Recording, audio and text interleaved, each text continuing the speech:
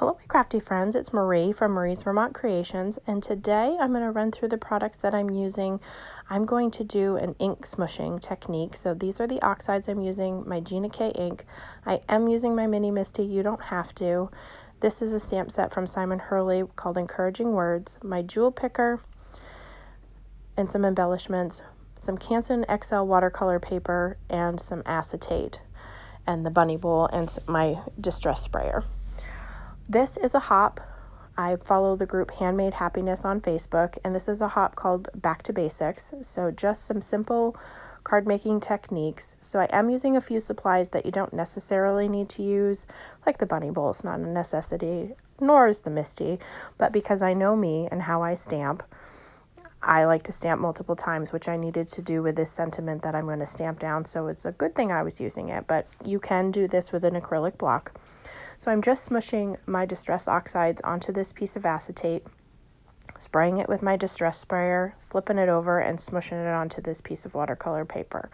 That first color was picked raspberry. This is shaded lilac. And then in between, when I'm done with the shaded lilac, I am going to hit this with my heat tool because I did spray more water on the shaded lilac than I did the picked raspberry. So before I add my third color, which is going to be Blueprint Sketch, I want to make sure that I dry this a little bit. You don't need a heat tool. You can, if you're patient, which I am not, you could let it air dry, or you could go ahead and do your third color. They may meld together a little bit more, so you don't have to dry it. But this is something that I'm impatient and I didn't want to wait for it to dry naturally, so I do hit it with the heat tool.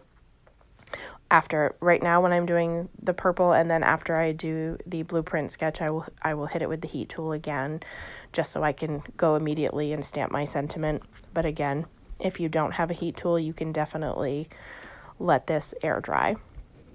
And so then the Blueprint Sketch, I'm going to get that smushed down. And this technique, you can keep doing it. You could do it with any color combination that you wanted. You could continue. So say you did this and you didn't like it and you wanted to add some more of the shaded lilac back in. You could go back in. You can keep doing it. You can layer it up, get different looks, different splatter, different, smushing. But I really liked how this one happened to turn out. So I'm going to just hit it with the heat tool a little bit so that it's dry enough so I can put down my sentiment.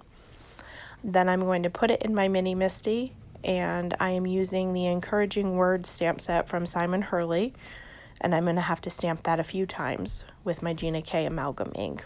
But it's always good to get back to just basic things. I have been working on a few cards with the Magic Iris die from Lawn Fawn, so I do love interactive cards, but I do find them to be a bit of a struggle. So this, hop in this challenge to just get back to basics is definitely sometimes I need that reminder to just say, you don't need all the fancy tools or the dies or all of the things. Sometimes you can just create a card with your ink and a stamp set, and you're good to go.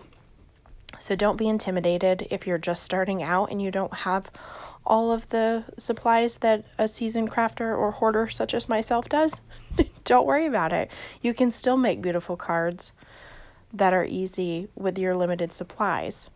Christina Warner has always great videos about, using the Crayola little paint sets and either painting your own, images down, simple shapes like hearts and different things, or using, you have a stamp set that you really like, you could use that. So I did end up stamping this down, I think about 3 times before I got a full, complete impression. It says, "You're perfect just the way you are." And then I showed it in the beginning, it's a free pack from the Doodles Paper Playground, which is an Etsy shop that sells sparkle blends. And it was a free sample that I had that had a multi-pack of different colors. And then I changed my mind. I'm going with my all-time favorite, which is Broken Glass. I will link the Etsy shop below because I highly recommend checking them out. They have unique embellishments in all sorts of different designs, but these are all clear ones and they're my absolute favorite. So I'm going to get 3 in the upper left hand corner and 2 in the bottom right hand corner, and I am using a jewel picker that came in a recent Simon Says stamp kit. Again, you don't need that. You could put your finger in there and grab out what embellishment you want and adhere it down. And I'm adhering these down with some art glitter glue. It is my liquid glue of choice. I do enjoy that. Tombow Mono Multi Glue is also a really good glue. And then I'm going to get this adhered down to the white card base, and that is going to complete the card.